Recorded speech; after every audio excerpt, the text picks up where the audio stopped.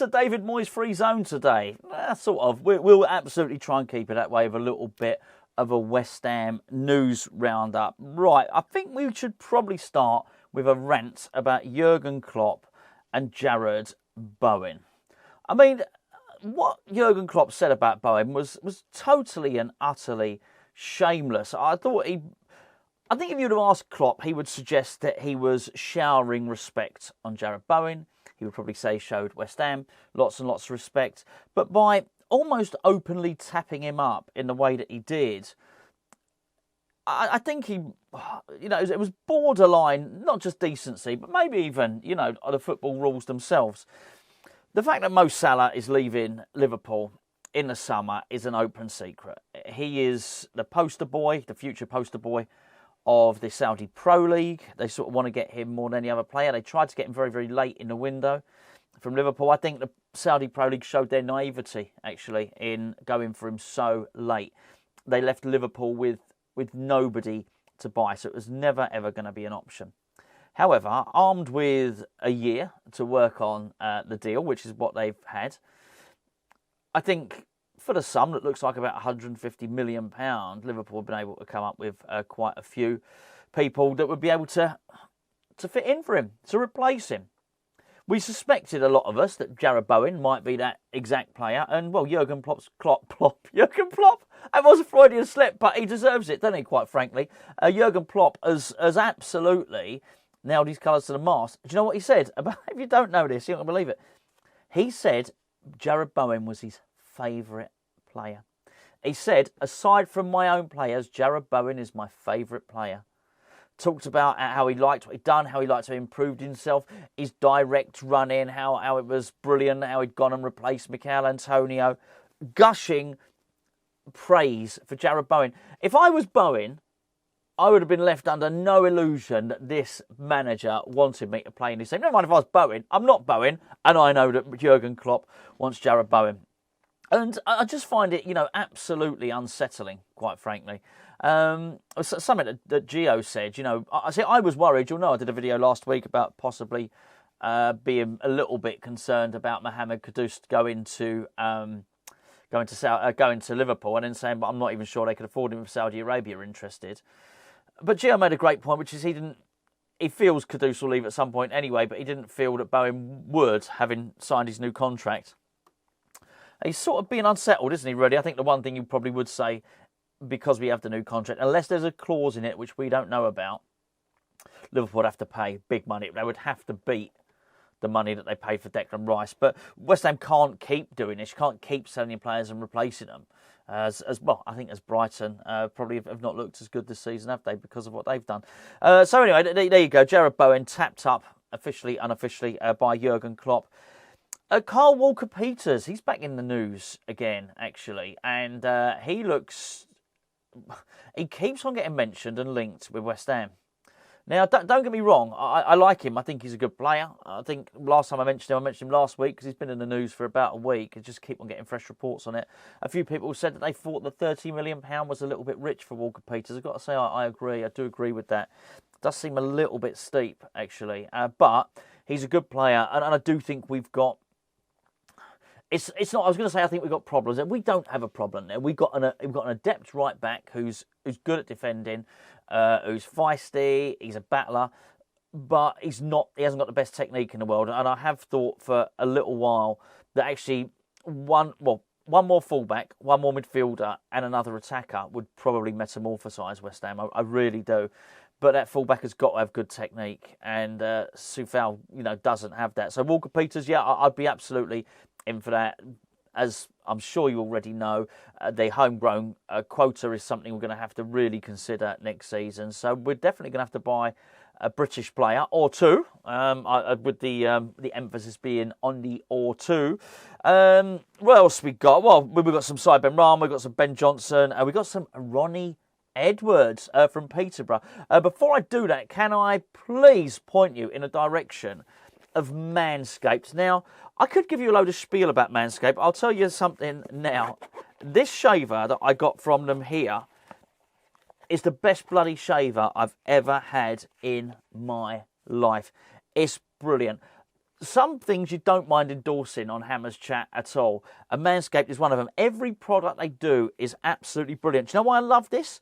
Because, you know, like when you go to the hairdressers and you say, oh, can I have a number 1 there, please? And they put an attachment on, or can I have I'll have a number 2 or a number 0.5. There's different attachments for them. This has got a wheel, which basically there's no attachment. It's all one thing. You basically turn this dial and make this the length you want. So as a beard trimmer, this thing is absolutely magnificent.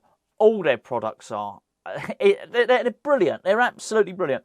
Be it the lawnmower, be it the weed whacker, I was going to say their ointments, all their gels, all their lotions, everything that they've got, everything that Manscaped do is top quality. If you're not sure what to get someone, listen.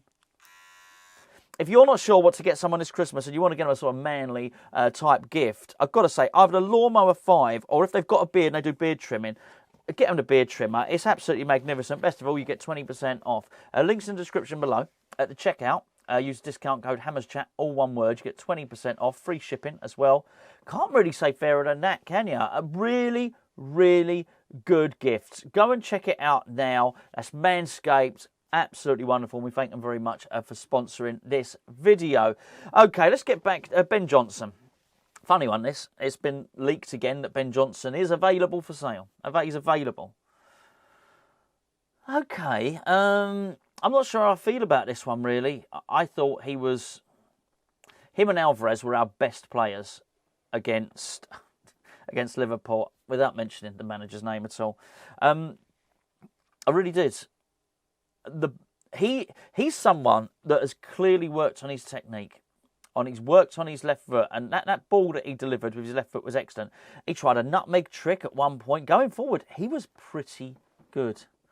I just don't think he's been played enough. And I think for him to actually play that way against Liverpool as part of a thrashing, bearing in mind he was the main culprit in a thrashing last season against Brighton, I think shows a bit of character, actually. I really do. He's come through West Ham's academy. I'm not sure I'll be ready to throw the baby out with the bathwater on this one. We're going to be looking to bring players in, and that's absolutely fine. But there are players who should be leaving the club long before Ben Johnson does. Put it that way. I'm not saying Ben Johnson goes and claims a starting place. He's not better than Emerson. That's not what I'm saying. If Carl Walker-Peters came in, he wouldn't be better than Carl Walker-Peters. But someone that can cover both fullback positions. If he can play like he played the other night, then I really don't have a problem with Ben Johnson staying. In terms of West Ham, he gets it. And I'm just wondering if we're being a little bit hasty on this one. I'm not saying he's going to go off and he's going to become Cafa or Roberto Carlos. But I wouldn't be surprised if Ben Johnson goes somewhere, gets in a team on a regular basis for a club, and he plays rather well. And we look at him at some point and think, maybe we made a little bit of an error there. Maybe I'm totally and utterly wrong. But why force a decision on yourself that you don't have to make? I'd give him the new deal. I really, really would. Ronnie Edwards. Peterborough United centre-back. Look, I couldn't tell you if he's good, bad or indifferent. I heard him called the next Bobby Moore. I mean, come on. Give the lad a chance. He's a decent upcoming player. As I've heard all about it. Look, they're going to talk him up. They're absolutely going to talk him up. Peterborough. Of course, Barry Fry's there. Of course, he's the director of football. Of course, he's going to say all these things because he wants the best value that he can get for the guy. But anyway, we're linked to him. So are Newcastle. So are quite a lot of big teams. I just think if he's so good, why would he only cost $4 million? Anyway, West Ham do have a problem at centre back though. Ogbonna can't play again, can he? Let's be fair. Ogbonna, it's been cruel. It's unkind on him for him to play again. So, I'm sort of would resist that happening, certainly. Benrahma exit. It is really hard to make any case. Look, I never thought Benrahma was... Early on in Benrahma's career, he sort of had...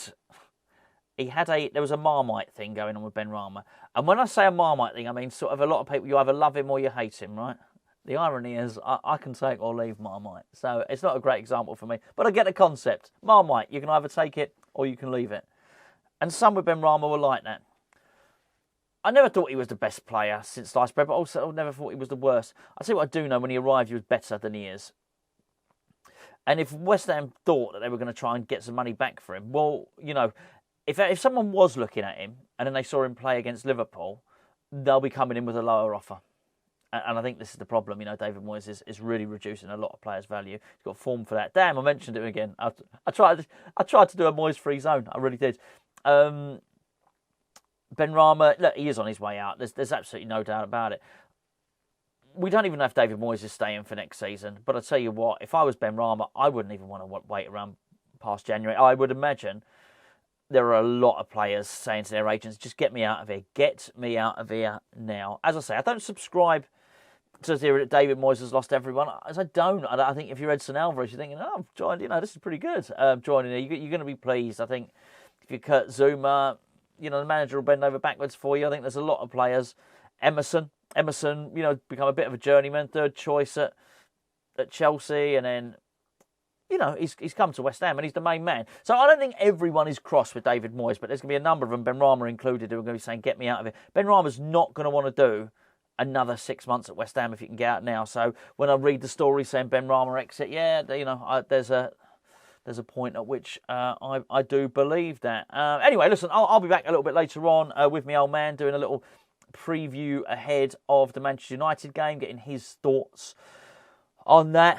Hope he's calmed down hopefully a little bit following the Liverpool game. It's really hard. I think I've mentioned the Liverpool game 4 or 5 times during this video. It's hard, isn't it? It's like traumatic trying to get over the trauma of the Liverpool game. But there you go. Anyway, thanks for tuning in. I'll catch up with you later on tonight.